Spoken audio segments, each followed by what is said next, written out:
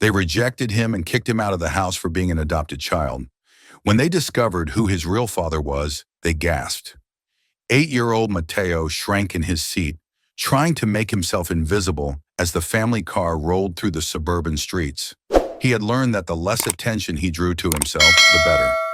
His adoptive mother, Elena, drove with her lips pressed into a thin line, shooting him disapproving glances in the rearview mirror every few minutes.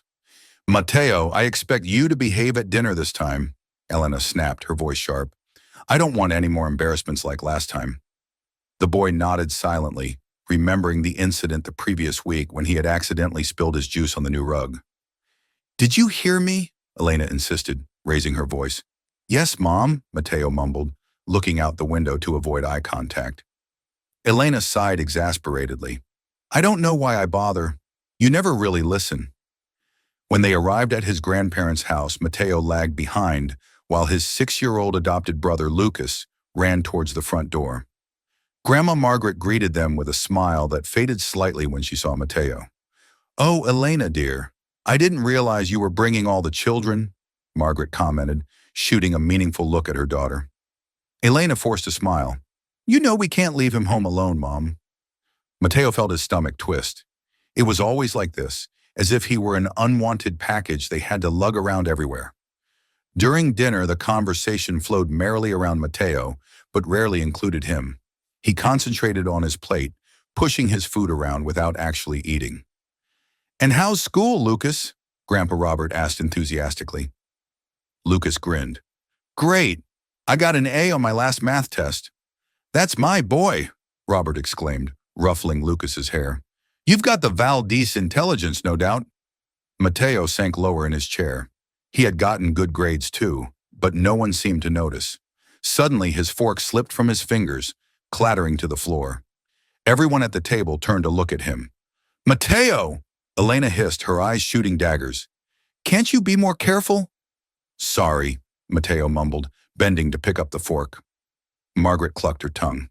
"Elena, dear, have you considered sending him to some sort of special program? Perhaps he needs extra help adjusting." Elena sighed dramatically. "Believe me, Mom, we've tried everything. He just doesn't seem to fit in." Mateo felt tears prickling his eyes, but he refused to let them fall. He wouldn't give them that satisfaction. That night back at home, Mateo slipped away to his room as soon as he could. He sat on his bed, hugging his old teddy bear, the only memento he had from his life before adoption. A soft knock on the door startled him. "Mateo?" a familiar voice called. It was Maria, the housekeeper. "Come in," Mateo replied quietly. Maria entered, carrying a tray with a glass of milk and cookies. "I thought you might be hungry. You hardly touched your dinner." Mateo smiled faintly. Maria was the only one in the house who seemed to genuinely care about him. "Thank you, Maria." He took a cookie. Maria sat down beside him on the bed. "Do you want to talk about what happened today?"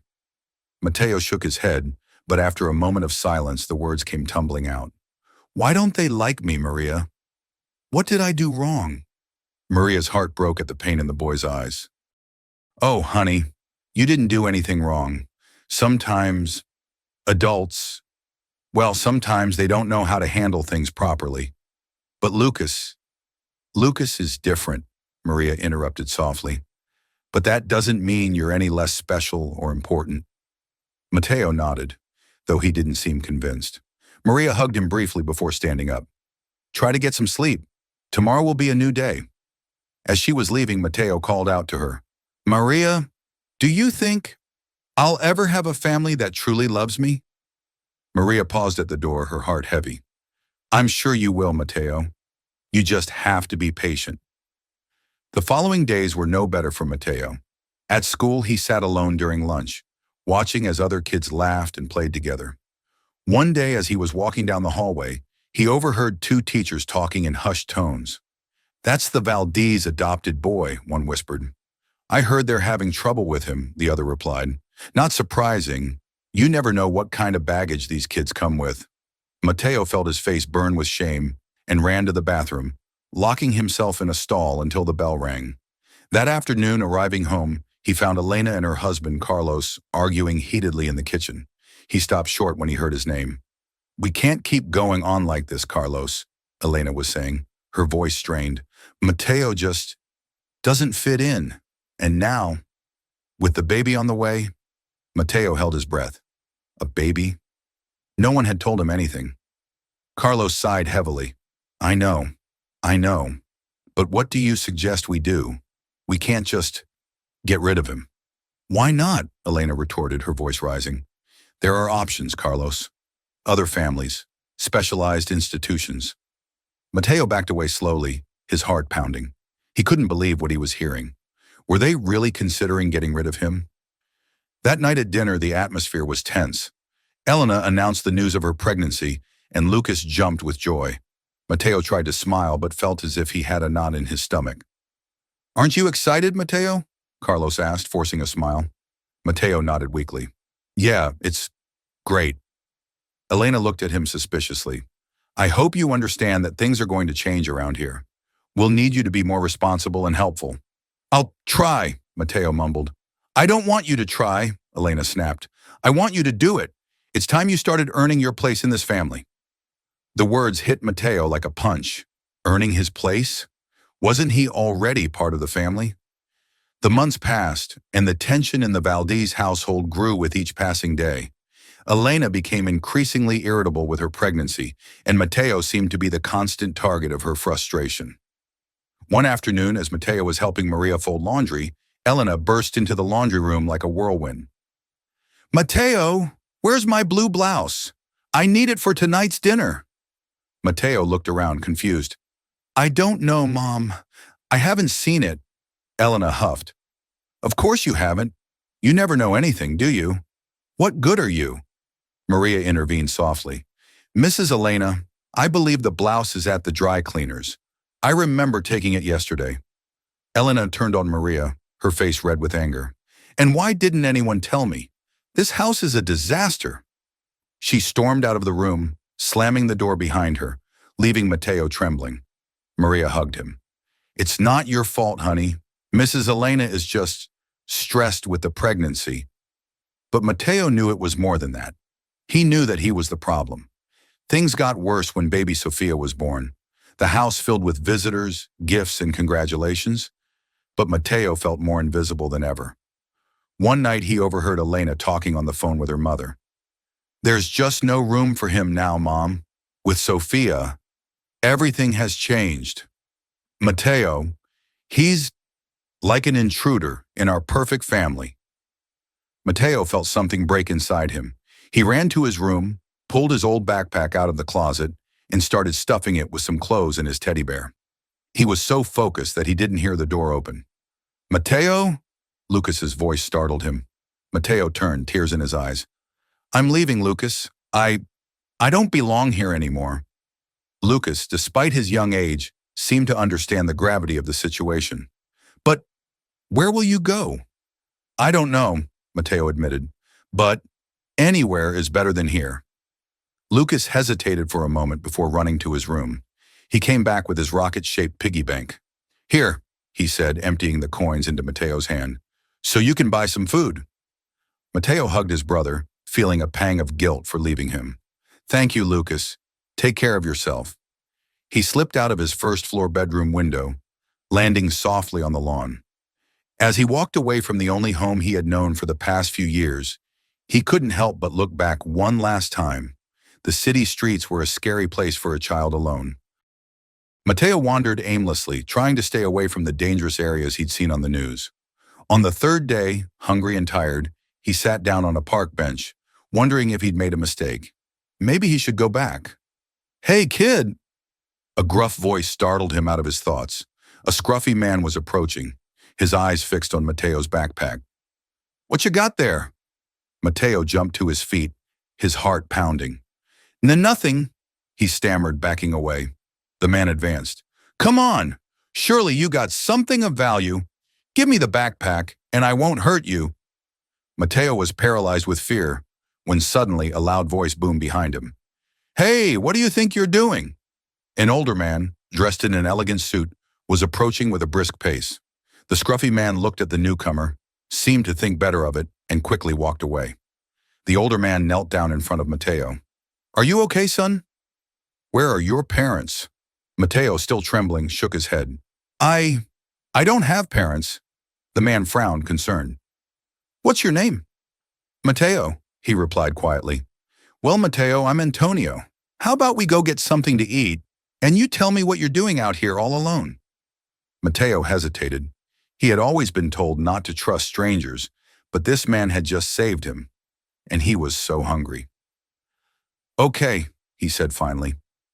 At a nearby cafe, Mateo devoured a sandwich while Antonio watched him with a mixture of concern and curiosity. So, Mateo, Antonio began softly, why are you alone on the streets? Mateo looked down, playing with the crumbs on his plate. I ran away from home. They didn't want me. Antonio felt his heart clench. Who didn't want you? My adoptive parents, Mateo replied, the words coming out in a rush. They always treated me differently.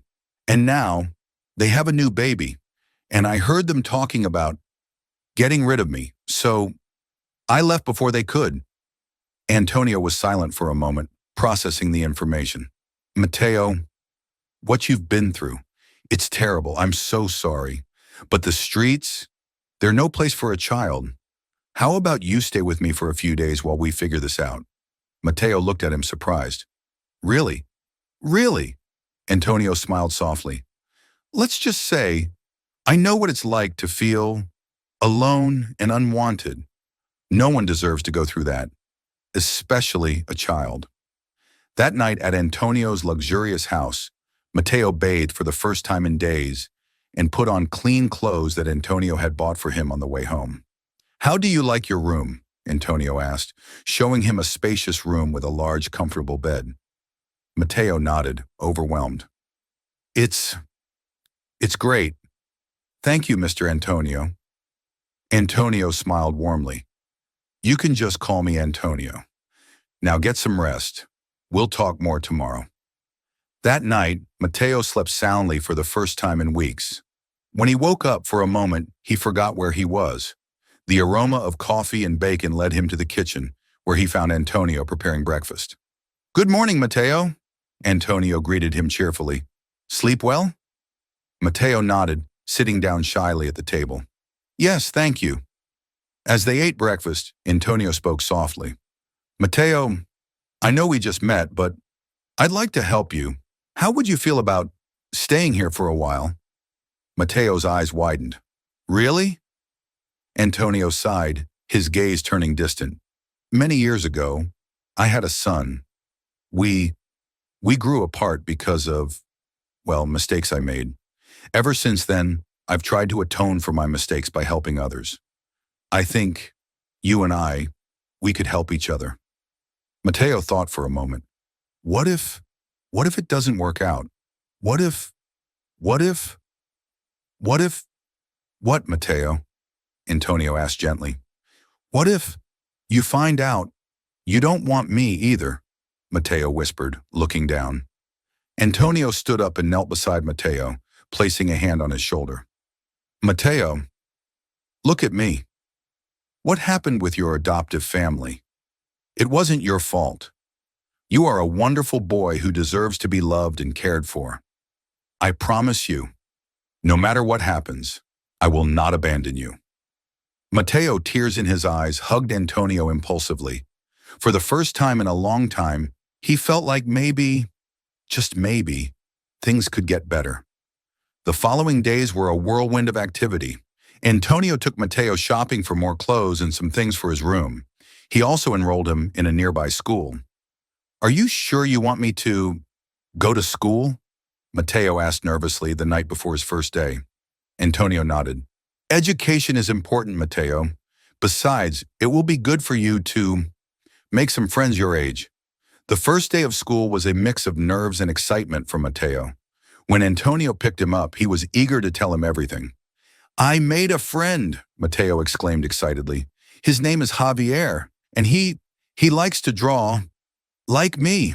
Antonio smiled, happy to see Mateo so animated. That's wonderful, Mateo. How about we go get some ice cream to celebrate? As they were enjoying their ice cream in the park, Mateo suddenly turned serious.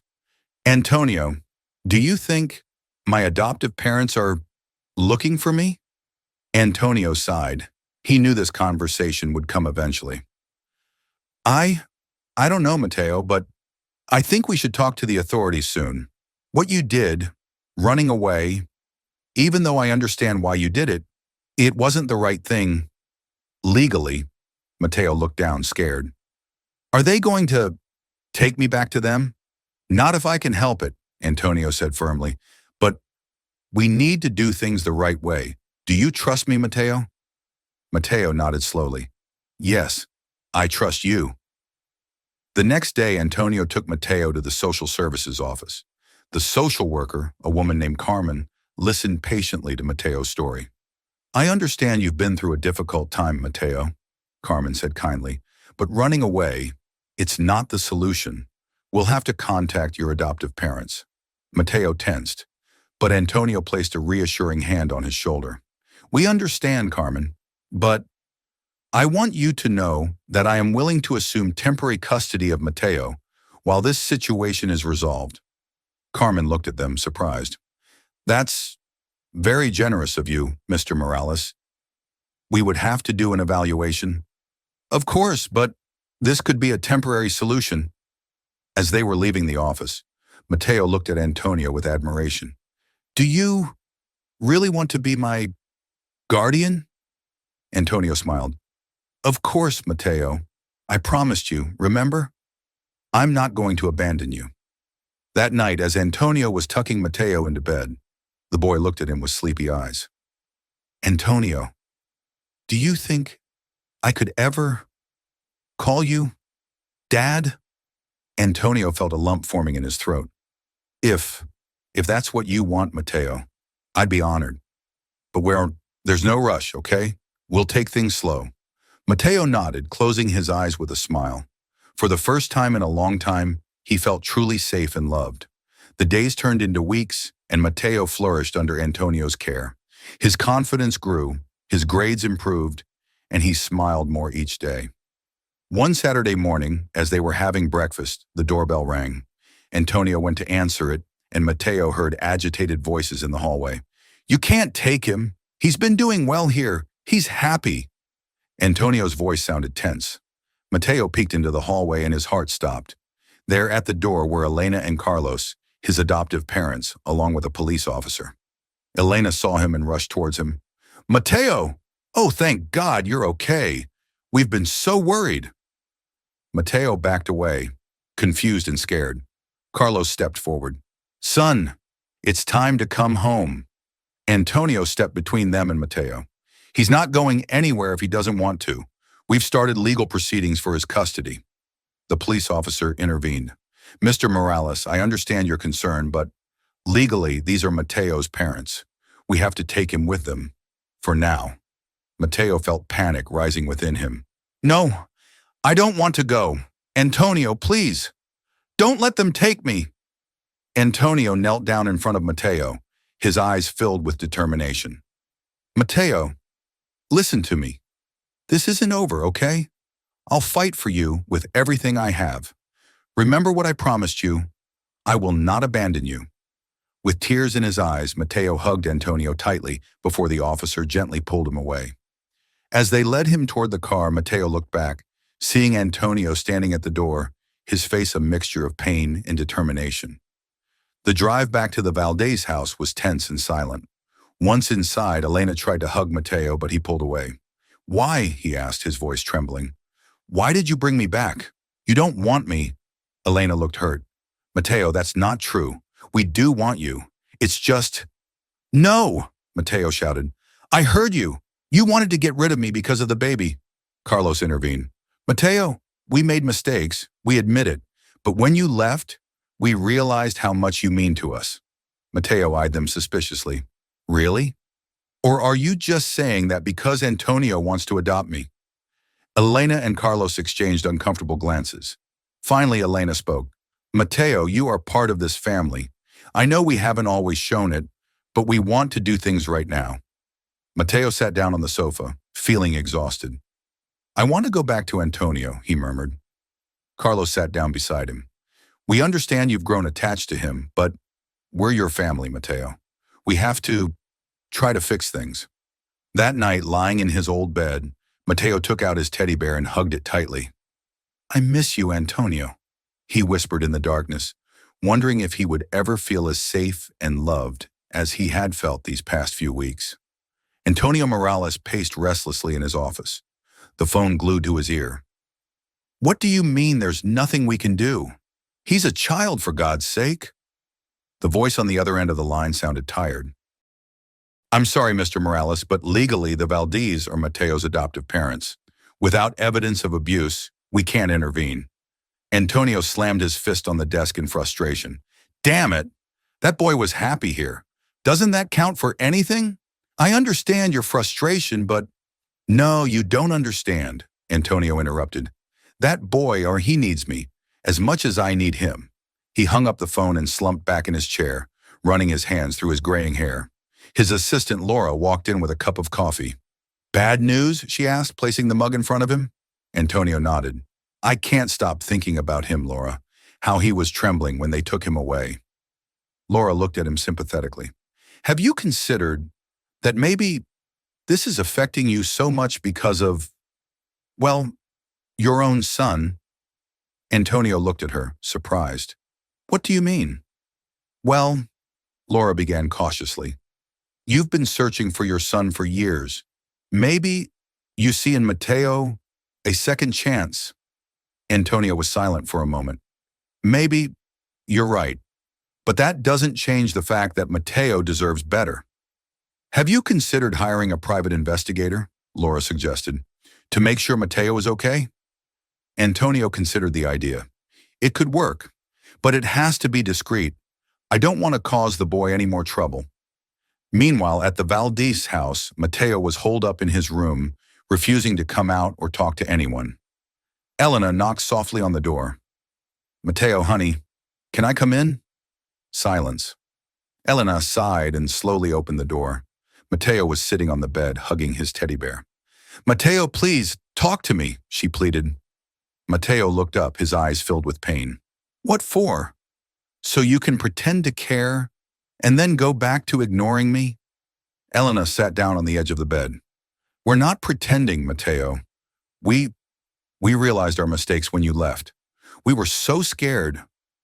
Scared of losing me or getting in trouble, Mateo interrupted. Elena looked hurt. Of losing you, of course. Mateo, I know we've made mistakes, but we want to fix things. Mateo stared at her. And what about Antonio? He actually wanted me. Elena took a deep breath. I understand you've grown attached to him, but we're your family. He's more family than you are, Mateo shouted, tears streaming down his cheeks. At that moment, Carlos entered the room. What's going on here? Elena stood up, frustrated. I'm trying to talk to Mateo, but he won't listen. Carlos approached Mateo. Son, I understand you're angry, but you have to give us a chance. Mateo looked at both of them. A chance? Like the one you gave me when you wanted to get rid of me? Because of the baby.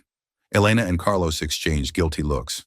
Mateo, Carlos began, we made a terrible mistake even considering that. We were scared and overwhelmed. But that's no excuse. We want to make things right. Elena added, please, give us a chance to prove it to you. Mateo looked at them, hesitating. Finally, he nodded slightly. Okay, but I want to be able to talk to Antonio. Elena and Carlos looked at each other, uncertain. We'll see what we can do, Carlos said finally. The days passed, and although Mateo was making an effort to adjust again, he couldn't stop thinking about Antonio. One afternoon, as he was playing in the garden with his sister Sofia, he noticed a man taking pictures from the street. Intrigued, Mateo approached the fence. What are you doing? The man, startled, quickly put his camera away. Just admiring the houses in the neighborhood. Mateo narrowed his eyes, suspicious. Are you a friend of Antonio? The man paled. I don't know what you're talking about, kid. Before Mateo could ask any more questions, Elena called him from the house. When he looked back, the man was gone. That night at dinner, Mateo couldn't contain his curiosity any longer. I saw a man taking pictures of the house today.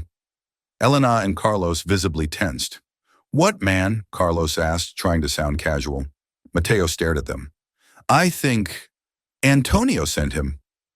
Why can't I talk to him? Elena dropped her fork. Mateo, we already talked about this. Antonio, he's not part of our family. But I want him to be, Mateo exclaimed, standing up. He loves me more than you do. Carlos slammed his hand on the table. Enough! Go to your room, Mateo. You're grounded. As Mateo trudged up the stairs, he heard his parents arguing in hushed tones. This is getting out of control, Elena was saying. Maybe we should move. We can't run from this, Carlos replied. We have to face it. In his room, Mateo made a decision. He pulled his backpack out of the closet and started packing. Meanwhile, at Antonio's office, the private investigator was delivering his report. The Valdez are trying, Mr. Morales, but the boy, he's still unhappy, he said, showing him the pictures. That I think you should see. Antonio leaned forward, intrigued. What is it? It's about Mateo's origins, the investigator replied. And I think it's related to your own missing son. Antonio's heart stopped for a moment. What do you mean? Sir, the investigator said gravely, I think Mateo might be your grandson. Antonio froze, the phone trembling in his hand. My grandson? That's impossible. Mr. Morales, the investigator insisted, the data matches. Mateo's birth date, the time your son disappeared, it all fits. Antonio slumped back in his chair. I need to see that information. Now. I'm on my way, the investigator replied before hanging up. As he waited, Antonio couldn't stop thinking about Mateo, how he hadn't seen it before. Those eyes, so similar to his son's. The doorbell snapped him out of his thoughts. He flung open the door, practically ripping the papers out of the investigator's hands. Show me everything, he demanded. They spent hours poring over documents, photos, and records. With each piece of information, the reality became clearer and more overwhelming. My God, Antonio murmured, tears streaming down his cheeks. It's him. He's my grandson. What are you going to do now? The investigator asked. Antonio stood up, a new determination in his eyes. I'm going to get my family back. Meanwhile, at the Valdez house, the tension was palpable. Mateo was in his room, eavesdropping on his adoptive parents' heated argument. We can't lose him, Carlos, Elena was shouting. He's our son. I know, Carlos replied, frustrated. But don't you see how unhappy he's been? Maybe we should consider Morales' proposal. Are you crazy? You want to give our son away to a stranger? Mateo couldn't contain himself any longer and ran down the stairs. Stop fighting because of me. Elena and Carlos spun around, surprised. Mateo, honey, Elena began. It's not your fault. Yes, it is, Mateo shouted. It's all my fault. You were happy before I came. And now everything's a mess. Carlos approached Mateo, kneeling down in front of him. No, son, none of this is your fault. It's us. We're the ones who made mistakes. At that moment, the doorbell rang. Elena went to answer it, freezing when she saw Antonio. What are you doing here? She asked, her voice trembling. Antonio walked in, his face a mixture of emotions. We need to talk. All of us. Mateo ran to Antonio, hugging him. You came. I promised you. Remember? Antonio smiled, returning the hug. Carlos stepped forward. Mr. Morales, this is unacceptable. You can't just barge into our house. Believe me, Antonio said gravely, after what I have to tell you, you'll understand why I'm here. They sat down in the living room, the tension so thick you could cut it with a knife. What is this all about? Elena demanded. Antonio took a deep breath. It's about Mateo, about his true origins. Mateo looked at Antonio, confused. What do you mean? Mateo, Antonio began, his voice breaking with emotion. Many years ago, I I lost my son. He he left after a big fight, and I never saw him again. But I know now that he had a son. You." The silence that followed was deafening. Mateo looked at the Valdez, then at Antonio, trying to process the information. That, that's impossible, Elena stammered. We, we adopted Mateo legally. I don't doubt the legality of the adoption, Antonio replied, but the facts are undeniable. Mateo is my grandson. Carlos stood up, furious. And you expect us to believe this? Just like that? Without proof? Antonio pulled an envelope out of his jacket. I have all the proof right here. Birth records, DNA tests, everything. Mateo, who had remained silent, finally spoke. Does that mean I have a biological family? Antonio knelt down in front of Mateo, taking his hands. Yes, Mateo, and I've spent years searching for you without even knowing it. Tears streamed down Mateo's cheeks. Why? Why did my dad, your son, abandon me? Antonio's heart broke. I don't know, Mateo, but I promise you, we'll figure it out. Together. Elena interrupted, her voice trembling. This doesn't change anything. We are his parents. We raised him for years. No one is denying that, Antonio replied. But Mateo, he deserves to know the truth about his origins. And he deserves to be part of both families. Carlos, who had been reviewing the documents, looked up. This looks authentic. What do we do now? Elena asked, tears welling up in her eyes. Antonio looked at the Valdez, then at Mateo. I propose that we work together, for Mateo's sake. Mateo, overwhelmed by emotions, looked at all the adults. I don't want to choose. I want everyone in my life. The following days were a whirlwind of emotions and difficult decisions. Meetings were arranged with lawyers, family counselors, and social workers. The news that Antonio Morales, the well-known billionaire, had found his long-lost grandson leaked to the press, adding a new layer of complexity to the situation. One afternoon, while Mateo was in therapy, the adults met to discuss the future. We can't go on like this, Elena began. Mateo needs stability. Antonio nodded. I agree. What do you propose? Carlos took a deep breath. We believe that it would be best for Mateo to live with you, Mr. Morales. Elena choked back a sob. Antonio looked at them surprised. Are you sure? No, Elena answered honestly. But we've seen how Mateo thrives when he's with you. And now that we know he's your biological family, that doesn't make him any less your son, Antonio interrupted. You raised him. You loved him when I didn't even know he existed. Carlos took Elena's hand. We know that, and that's why we want to do the right thing. But we have conditions, Elena said. We want to be a part of his life, regular visits, holidays together, and we want to be involved in important decisions. Antonio smiled. Of course, Mateo deserves to have all of his family together. When they told Mateo the decision, his reaction was a mixture of emotions. I'm going to live with you, he asked Antonio, his eyes shining. Yes, if that's what you want, Antonio replied. Mateo looked at the Valdez. But what about you? Elena knelt down in front of him. We'll always be your parents, Mateo. We're just expanding our family. The following days were about adjustments and transitions.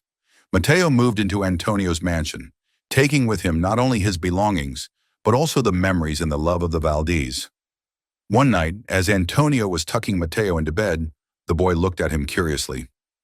Grandpa, he began, still savoring the new word, do you think we'll ever find my dad, your son? Antonio kissed Mateo's forehead. I don't know, little one, but I promise you, I won't stop looking. Meanwhile, at a cafe across town, a young man read the newspaper, his hands trembling as he saw the headline, Billionaire Antonio Morales finds long-lost grandson. Mateo, he whispered, tears in his eyes. My son. The man pulled out his phone, hesitating for a moment before dialing a number. Dad, he said, his voice trembling when the call connected. It's me, Javier. I think it's time. I came home. Mateo's story, Antonio's and the Valdez became national news. Many applauded the Valdez decision to allow Mateo to live with his biological grandfather, while others questioned whether it was the best thing for the child. One morning, as they were having breakfast, Mateo showed Antonio an article on his tablet. Look, Grandpa, he said excitedly. They're talking about us. Antonio read the headline. Battle for the Millionaire Boy. Love or greed? He frowned. Mateo, don't pay attention to these things. What matters is that we're together. Mateo nodded, but his expression turned serious. Grandpa, do you think the Valdez only let me go with you because of your money? Antonio set down his coffee cup, surprised by the question. Why would you think that? That's what they're saying at school, Mateo mumbled. That my adoptive parents sold me for a life of luxury. Antonio took Mateo's hands. Listen to me carefully, Mateo. The Valdez, they love you. They made mistakes, yes, but their decision to let you live with me, it was out of love, not money. How are you so sure? Mateo asked, his eyes filled with doubt. Because, Antonio smiled, they refused. Every penny I offered them. Mateo's eyes widened in surprise. Really? Antonio nodded. The only thing they asked for was to continue being a part of your life. That, Mateo, is true love. That afternoon, during the Valdez scheduled visit, Mateo hugged them tighter than usual. What's with the special hug? Elena asked, smiling.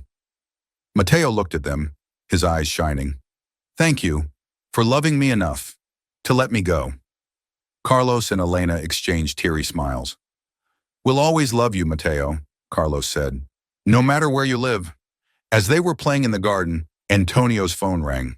Seeing the number, his heart skipped a beat. Javier, he answered, his voice trembling. Hello, Dad, the voice on the other end replied. I saw the news about Mateo. Antonio had to sit down. Son, where have you been all these years? I know, Dad, Javier interrupted. I have a lot to explain. Can we meet? Antonio glanced at Mateo, playing happily with the Valdez. Yeah, but there's someone else who needs to hear that explanation. They agreed to meet the next day. That night, Antonio sat Mateo down to give him the news. Mateo, tomorrow you're going to meet your father. The boy was silent for a moment, processing the information. My dad, the one who left me?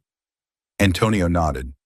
Yes, he's been lost for a long time, but he wants to meet you. What if I don't like him? Mateo asked, his voice barely a whisper. Antonio hugged him. That's, impossible. You're the most wonderful thing that's ever happened to this family. The day of the meeting arrived. The tension at the Morales mansion was palpable. The Valdez had insisted on being present to support Mateo. When the doorbell rang, everyone held their breath. Antonio went to answer it, and there, after all these years, stood his son. Dad, Javier said, tears in his eyes. They embraced silently, years of pain and longing condensed in that moment. When they entered the living room, Mateo hid behind Elena. Javier knelt down, keeping his distance. Hello, Mateo. I'm your dad. Mateo looked at him, a mix of curiosity and fear in his eyes. Why did you leave me? The direct, painful question made everyone in the room hold their breath. Javier, tears welling up in his eyes, began his explanation. Mateo, I made a lot of mistakes. I was scared. I was young, and I didn't know how to be a good father, but leaving you was the worst mistake of my life. And why are you coming back now? Carlos asked protectively. Javier looked at them all. Because I finally understood that running away from my problems didn't solve them. I saw the news about Mateo. I, I knew it was time to face my mistakes. Antonio intervened. Son, where have you been all these years? Traveling, Javier replied, working in different countries, trying to find myself, but I always felt like something was missing. Mateo, who had been listening intently, took a step forward. Are you staying now? Javier nodded, extending his hand towards Mateo. If if you give me the chance, I I'd like to try to be the father I always should have been. Mateo looked at Antonio, then at the Valdez, seeking their approval. They all nodded softly, cautiously. Mateo took Javier's hand. Okay, he said quietly. We can try. The room seemed to exhale collectively. Elena, tears in her eyes, approached Javier. Welcome, she said, her voice thick with emotion and a hint of warning. But you should know, Mateo has a lot of people who love and protect him now. Javier nodded, understanding the weight of her words.